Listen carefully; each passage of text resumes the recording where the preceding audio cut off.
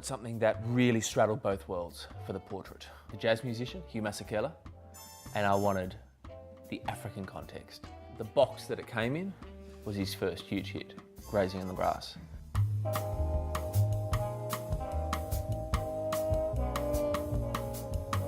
Played a place way north, a place called Bellingham. It was like all these old, well-to-do hippies. I wondered what happened to all those beautiful chicks we used to hang out with. So I saw them there. I said, "Were you in San Francisco by any chance?" Okay. So if you want to chill, we're just going to get the lights ready. It'll be about 5 minutes. No time to chill. I think that's what Shakespeare said to Queen Elizabeth I. She said, "William, would you stay for a cup of tea?" He said, "Liz, no time to chill, baby." Sha-doo-doo-da-doo-doo. Here I am, I got the horn, I got the grey suit. Okay, let me make sure that it's all And I looking also good. brought me. He was compliant, he was photogenic, he was gracious, he was a gentleman. Then you hear the stories. One of the most interesting characters was Marlon Brando. His ambition was to spring Sobukwe out of Robben Island. Before Mandela and them went there, I said, "How are you going to do that? How are you going to spring him from Robben Island facing the whole South African army?" He said, "Anything can be done, man, when you believe." He's met everyone, he knows everyone, he's lived a life like nobody else. Okay. It looks amazing. You like? Really? Yeah. No, so keep your body the same, but just your face looking at Damon. So you, Damon, hi. I'm the new sheriff. Amazing. Okay? Amazing. Yeah, those are nice. Nice? Really nice. Music came before human beings even. We found it here. You know, the birds were singing, the bees were singing, the grass was singing, the trees were singing, the wind was singing. And we had to come up with something, and we call it music, but we find everything here. Colesberg's literally halfway between Durban and Cape Town, in the middle of the Karoo. Scotty, you remember me? There are a couple of memorable things. I think first and foremost, I was amazed at how fit Gary Player was. At 74, I would beat 80% of the world's 30-year-olds in a fitness contest. Nose on the ground. I can do it all day, Gary. Don't you worry about that. Old bloke's about to cark it. Got it. He hasn't had his protein today, mate. You can't. I feel like I'm like a lion. So Gary, if you could stand even closer and move that light right down on Gary. Let's go. I'm ready, Gary. Go on. For someone who takes what he does so seriously, I think the magic is he doesn't take himself too seriously. You're not a tantrum man, are you?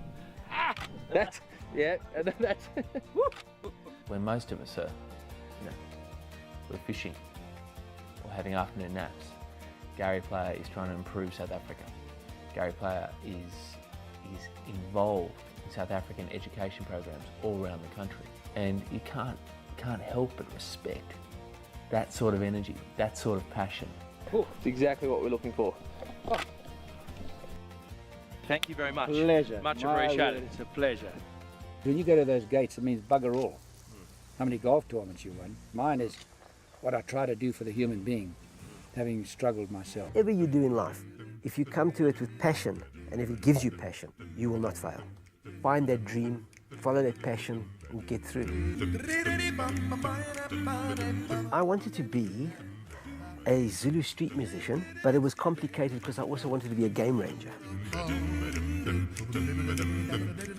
Music cuts through everything. Politics, economics, value system, religion. Music is that language. It's that universal moment. If you find a way, it just cuts through. We all know Johnny Clegg as the White Zulu, and I became fascinated with this concept of a man who started off as an anthropologist and ended up as an incredible musician. And using the wooden spear with those letters became such a statement for the portrait. When I stumbled onto anthropology, it was like a natural continuation of a real passion that I had. So I became an anthropologist. I had made a huge network of friends in the Zulu migrant labour community. I learned about stick fighting, praise poetry, war dancing, and traditional culture. I walked into my prof's office and I said, "Prof, I want to follow my musical career." And he said, "Jonathan, when you walk out the door, we'll never see you again." And I said, no, I'll be back. But he was correct. I never came back again. Yeah.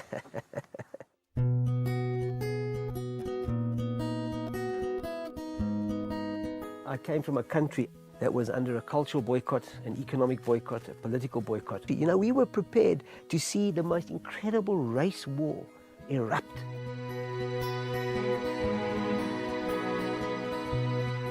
Touring and performing has been a very important part of my growth. We say in Zulu, "Ukuhamba ukubona." To travel is to learn. You know, we were young and crazy then. We felt that we could fall down a mountain and still survive. You know, we were tough young pioneers.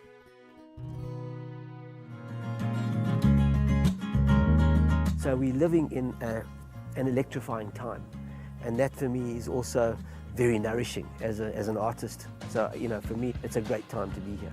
Drop anthropology a bit. Yeah, I dropped it in 1983. It's my mother to tell me that she's on the way to the hairdresser. The image of Johnny standing on that African horizon with those clouds behind him, like a Zulu warrior, I think really reflected this concept of where Johnny had begun and where he was going.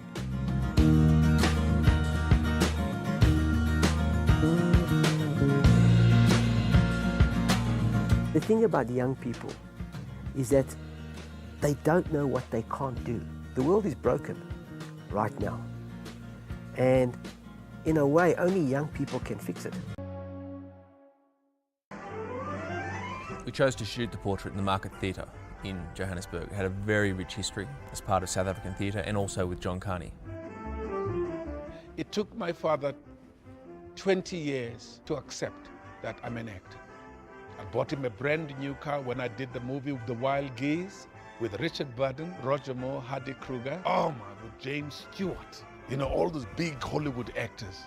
He says to my mother, this thing seems to be paying him, but I'm wondering when is he going to get a bloody job?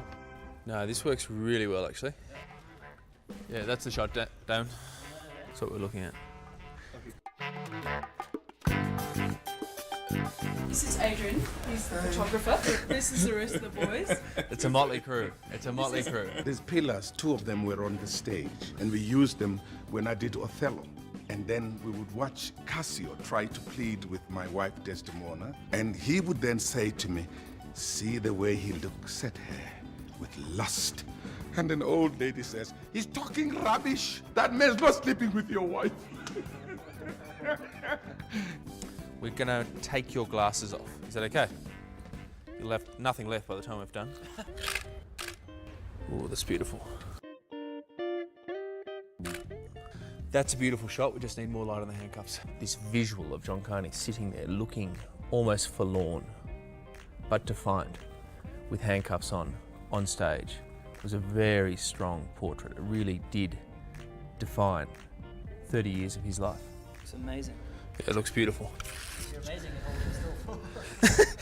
It's such a big job. Incredible. It's incredible. Because I want to get rid of you as quickly as possible. During an interview, I'd usually ask 50, 60 questions.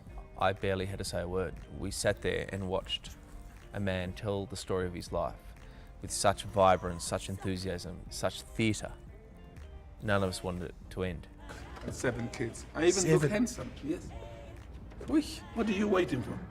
You see, as an African, it's not a matter of family planning, it's a matter of investing. So when I'm 90, they have a major problem. They gotta look after me. You're a handsome man, John Carney. You're a witch doctor. You have magic. We got a private sitting with John Carney, and he took us on a journey for an hour and a half, the journey of his life. Life evolves and life dictates. I don't believe in destiny. I believe in making my destiny. Freed me. He freed you. He freed every single one of us. I say today, Mandela is a very, very good man. I became captivated by the stories of the men and women of South Africa that we know and love today. But the one thing that drove me was to meet and photograph Nelson Mandela. But I was told by all and sundry it was never going to happen. this country, you know, we were prepared to see the most incredible race war erupt. There comes a time that you either succumb or you fight back. I felt so humbled to be part of such bravery. When he walked out of jail, we didn't even know we were crying. The whole world just came to a standstill. We never imagined that Mandela is going to be a president, that I'm going to be a member of parliament. Happily, I lived long enough to experience a change. When Nelson Mandela asked to see the portraits of these men and women that had become part of a project that he'd inspired, that moment was the most humbling moment of my life. Philip Tobias, Dr. Philip Tobias. And I think you know him, that's FW. Sorry, Madiba? You're saying when you were in prison? I never thought I would come out. But one day, they just said, Mandela, you can go home. And now you are home. Mandela represents an image of possibility. He still had the capacity to forgive so many ugly things. He respects all life. He doesn't even kill a fly. Why is it that we admire people like Mahatma Gandhi, Nelson Mandela? The answer must be that it is because they are good. Perfect. Can I assist you? It is just the size of my face. I can see you. And at one point I looked up and every single one of the crew was crying. And all I could think about was, I hope this is in focus. That's good. Tilt it down a bit, please. Perfect. I chose to photograph a reflection of Nelson Mandela so that when we look at that portrait, we can reflect on ourselves, we can reflect on his legacy, and we can reflect on our future.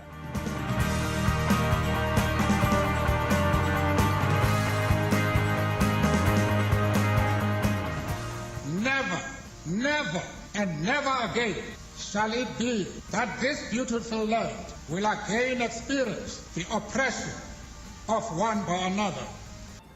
Big favorite of mine. Always dreamt of meeting him. Just a minute. Good morning. Wow. Surprise. You've changed. We will put it back to its original state, I promise. If needs be is the line that George Bezos added to Mandela's Ravoni trial speech. It was a dramatic moment. We're sitting there talking to George Bezos, a man who'd changed South African history. And we're overlooking inner city Joburg. It couldn't have been a better setting. I'm glad that you say that I've become famous. My response is, you know, I've done a few other things in my life.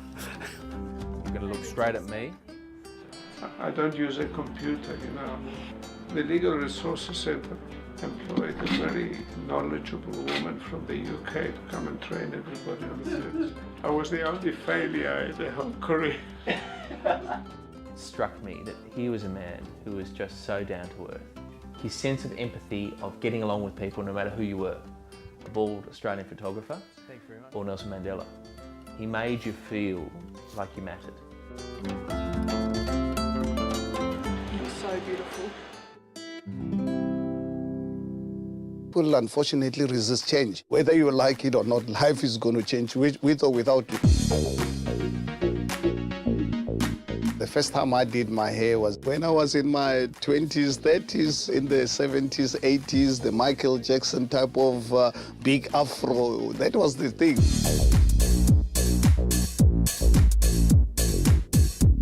Millions of us black youth at the time, we were really very angry with what was happening in the country. Because it didn't really make sense to me as a black young South African as to why people really hated me on the basis of my color. People who didn't really know me.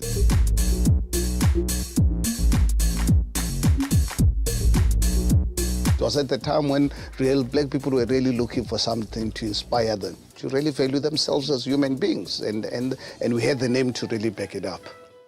Herman Mashaba started a business during apartheid where he wasn't allowed to have his own phone line, his own offices. But despite those challenges, Black Like Me became a product of self-expression. The challenge for us was to make sure that we don't attract the wrong political reaction from the National Party government. But we said, guys, let's really take a chance. And fortunately now, it really caught the attention of the market overnight. Right name, right products, right pricing, right marketing. It was the right time.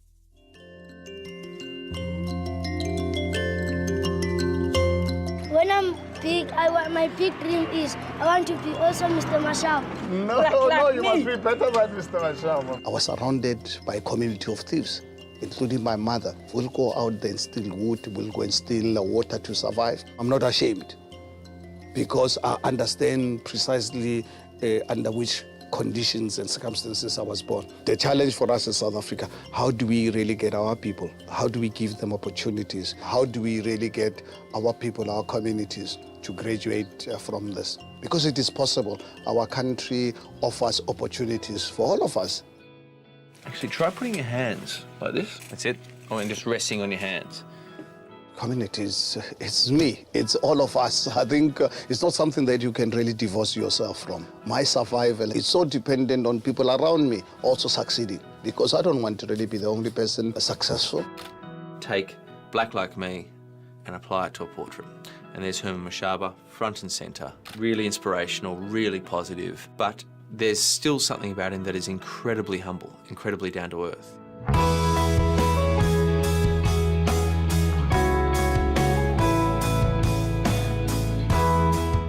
Don't look for shortcuts. Hard work, unfortunately, there's no shortcut for that. Everything that you do in life, be in business, be in whatever, in sport, if you're not a hard worker, forget it. Your chances of making it are really very